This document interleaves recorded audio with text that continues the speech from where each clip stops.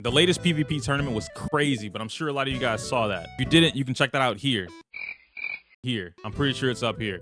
But in today's video, I'm gonna go over my run and pretty much explain everything that happened, or rather what I was thinking, and why I have the nastiest ratio on YouTube. As I go over things, I'll have the build playing in the background just for a little bit so you guys can see that early on. But a lot of what was happening with Dr. Ratio, and I guess I'll start off with the draft itself just to give a brief understanding of that.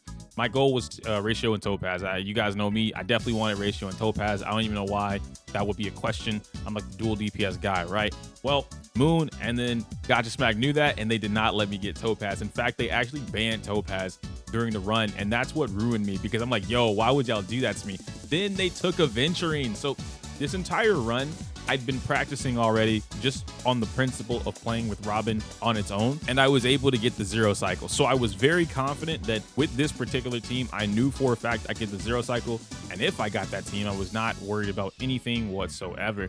I'm pretty sure my opponents knew that too, and that's why they decided to kind of like cock block me from getting what I wanted. But this is pretty typical now, right? Anytime I'm against Moon, I get cock blocked on whatever it is that I want to run, and I have to make up for it. So what I did was we used Silverwolf, which I know that Silverwolf is a character that I'm a big fan of. I know some of you guys are not the biggest fan of Silver, but I needed someone else to really help bring down the hammer when it comes to using Dr. Ratio, getting those follow-up attacks, and then also making sure that when Dr. Ratio hits, he hits hard. And I also just didn't want the other team to have it. Oh is there simply to make up for the energy gain that I would have gotten from using not Dr. Ratio, wow, but that I would have gotten from using Aventurine to keep me safe, as well as doing the extra hits and then triggering a lot more of Robin. But I used Ho-Oh, the energy plus the attack regen, or rather the attack boost and the energy regen, so that I can make sure Robin gets her ultimate, Silverwolf gets her ultimate, which he doesn't really need it, but it's nice to be topped off. And then Ratio has his ultimate, and you'll see a lot of those times those ults came in clutch. And lastly, this MOC was a little weird for me, right? Not because the run itself was difficult, but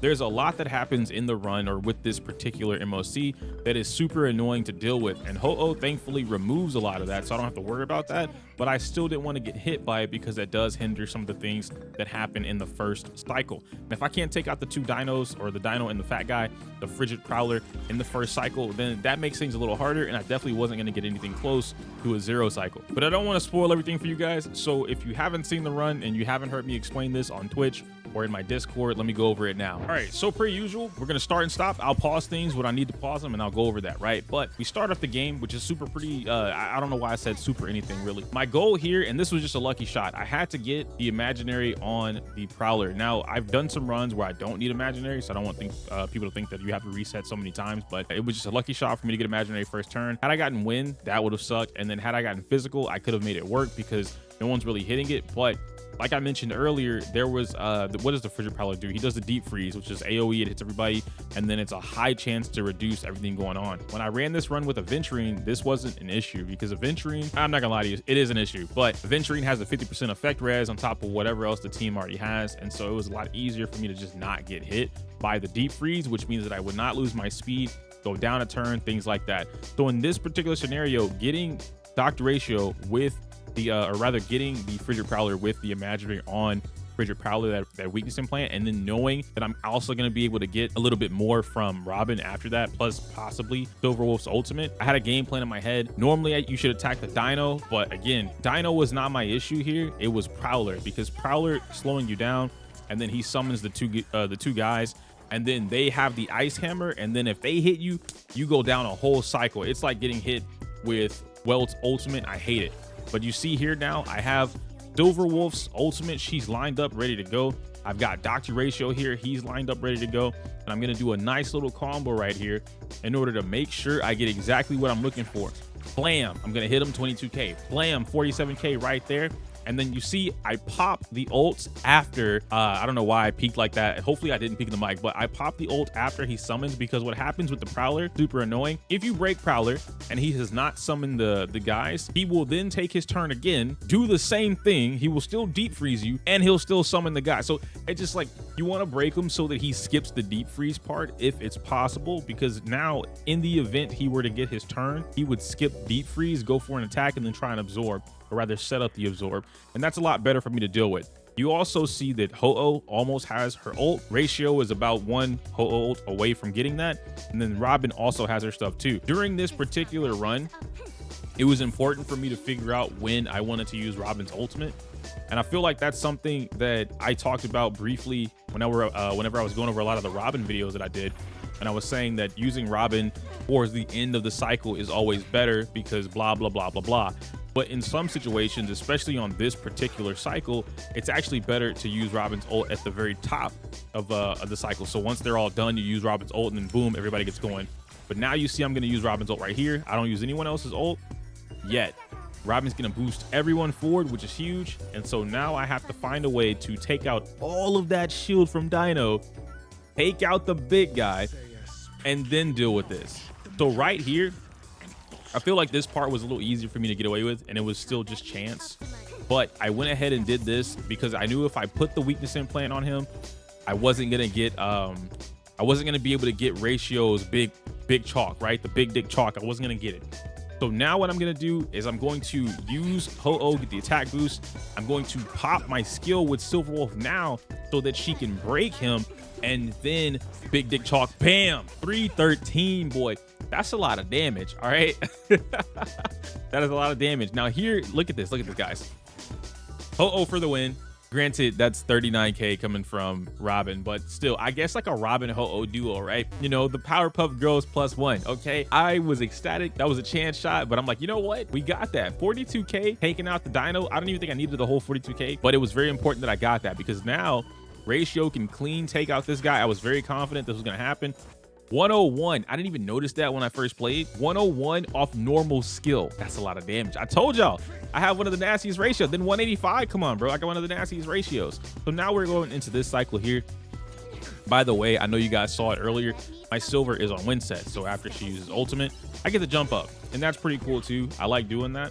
But when it comes to using, I want to say a win set in particular, what I like to do, even if I'm full, I like to go with Silver Wolf using Seal or basic attack, or anybody for that matter, and then use their ultimate so they can get their turn back quicker. Sometimes it helps me jump up into a different cycle. I do this a lot with Sparkle, and you'll see this once I finally do the whole Zila thing and talk about Sparkle and Zila and whatever else, but I do it a lot. Anyone that has win set, and I know that's not something that a lot of the average player, the casual player would go and farm, but if you did farm for a Jing Liu, if you happen to have Jing Liu, it's very likely, it's highly likely you have a win set that you could put on a couple of your supports, and that win set does get into the more advanced gameplay in Star Rail, but it's worth it. Once you learn how to use it, once you learn how to manipulate the action values and the speed, it's really fun to do.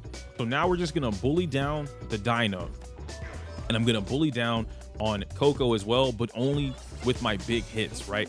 I need to build up skill points. You see, I don't have any more skill points, so I'm forced to hit Dino just to build down or bully down his shield, right? So I don't want to deal with that. I didn't go for her skill here with Robin because a part of me, one, I wanted skill points. Two, I felt very confident I was gonna get her ultimate. I saw that Dino had his turn again, so I'm like, you know what? Dino's gonna get a turn. Ho-Oh could possibly use some skill points, and then I could take that, get my ultimate, and give it to everybody, and I'll be cool. But I'm still gonna save it here in order to get everything done. You see that I go ahead and I waste Ho-Oh's ult right there just to bring it up. And I didn't want to bring them all up in this cycle. At least I think I didn't. Maybe I did. Let me find out. I did. Okay, cool. I did bring them up in this cycle trying to go for the 0, which I feel like now that I'm looking at this, let me see. How could I have played this to get a 0? Ratio has his ultimate. Coco can get one-shotted. Oh, I remember what happened. Wait a minute. I remember now. Okay. I remember now. I'm going to break Coco, right? And something, I'm just gonna let you guys watch it. I'm gonna let you guys watch it, all right? I was upset. I used the ult, so I did the reverse of what I told you guys. I used the ult then skill because I wasn't gonna be able to jump into another cycle, and I wanted to get the extra energy just in case Silver could get her ult in the next one, because that ult, you see how much I get from that? That's E1, by the way. Dude, we gotta run that back. Please run that back. I know you guys saw that, dog. I was so upset, man. I was so upset. Look at this. Look at this. 72K, bro. 43. He didn't crit. He didn't crit. Had Ratio crit, dead Coco. Dead Coco. If Ratio would have crit right there, dead Coco. Would I have gotten a 0? No. But a dead Coco. Ratio was doing so good this entire run. He was doing grand, and then he doesn't crit. And I'm like, dude, Ratio, we got money on the line, all right? This is not the time for you to be not critting. And I think you're going to see me check it here. I had to make sure. My ratio has 95% crit rate in this current moment in time. When he's attacking, that should have gotten increased because Coco had debuffs on her. There was zero reason I should have missed that ultimate, but somehow it happened. I think the game just did not want me to take out Coco. That's what it was. But also, I want to point out real quick, this cycle, right? Remember what I told you guys a while ago when I was talking about Robin, but I'll re-explain it in case you're new here. The 28th cycle, or rather that like 0 and then your 1 cycle, right? So going into that cycle, the 28th instead of the 29th. The problem with that cycle is it's super small, super short. I don't know what's going on. I don't know if it's this particular MOC or if it's all MOCs, but it's dumb. Every 28 cycle is super tiny. And so finding a way to manipulate that cycle to the maximum is very key. Robin is not going to get her ultimate. In fact, she's not going to get a turn in this cycle, so I can't jump up forward. I don't have anyone using Windset besides Silver, and Silver's already here. So she could get her ultimate, but it's not going to jump her up into a whole nother cycle, right? Maybe I'll get the ultimate and then I can pop something off, but this is critical right here. But you have to take notice. Look at the MOC buff. This is one of those situations where like using the MOC to your advantage is huge. So I was very proud of myself in this moment because everything is following the way that it should. I can basic attack. I got my ultimate, thankfully, and then Ratio is going to be able to do his thing. You see, I saved my ult. Normally, what somebody would do, they would pop Silverwolf's ult, and then they would do whatever, and then they would hit the Dino. But because of the way that Ratio's ult works, any hit from anyone on your team will trigger Big Dick Chalk. So I smash him with the ult right here. He's going to get broken. That's pure, unfiltered damage. I slam Silverwolf's ult in the last of the cycle. Right here, I'm going to turn it off just so it can slow down. I knew in my bones, I felt like this would kill. This is a negative 99% defense drop and 66k on the damage. I felt it in my bones. I got to go back. I got to go back. I got to go back. You have to see it. I want you guys to understand when I recorded this, I yelled, look at this. He has a sliver of HP. You can't even see it. He's taken over 350,000 damage. He already had 75% left. Why does he have this much HP? Bro, he has a sliver of HP left, 1%, and I didn't get it. I was so upset because I'm like, I know I didn't miss a crit. Granted, had we killed Coco with the previous attack in the previous cycle, that extra attack would have went directly onto Dino and he would have died a turn faster. But that's not what happened. So in my head, I'm losing it. I'm like, bro, I gotta redo the run. There's no way, blah, blah, blah. This was difficult. I'm like, no. And then MOC buff right before the 28 ticks down, right? Because it counts as soon as you get 6, MOC buff triggers. It's not even, doesn't even matter if it's at the end of the run or the end of the cycle, beginning of the cycle, middle of the cycle, it triggers. 87k was just enough to take out Dino, and that's the end of the run. I had a blast doing that run, and you see that was a 1 cycle, clean, right? Clean 1 cycle. We take those, okay? We take those. But this was probably the most competitive PvP that I've experienced. In fact, I don't think we've had a draw, and I wasn't a part of the first one. First one, I believe, was between Smack, Doggos, Dreamy, and Moon, right? And they were all teamed up, and that was the first time they had a draw. I don't remember if they were using the point system, but we did use a point system in this run. And this one was the first time that I felt like this was like really competitive. I mean, I expected us to have a little bit of, you know, like some memes, right? Doggo likes to play meme teams. Smack likes to play meme teams, but he likes to make them still competitive just because it's fun, right? Like you have Yang Xing, for instance, or Misha, things like that. You want to show some stuff off. But Moon using Shui Yi, I knew Shui Yi was strong, and I've always said that, but I didn't expect Shui Yi to make a big rise, right? And so when I saw her pick Shui Yi, and then we talked about it afterwards, I'm like, no shot she can do that. But then obviously the draft went the way that it went, and she took my characters, and I was like, okay, now you can do it for sure, because that's definitely gonna help you out. So it just made it competitive. No salt here, right? It was a clean 1v1. I enjoyed it a lot, and it just goes to show you that Shui Yi in particular, especially during this particular MOC, Shui Yi is crazy good.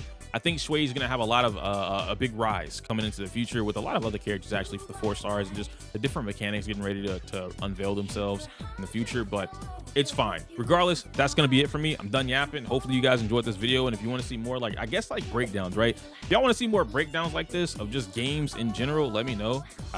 As long as I know it, I can talk about it. That's pretty much it. Like the video, comment, subscribe, all that fun stuff. I can't say my usual outro because it's inappropriate for YouTube. I'll see you later.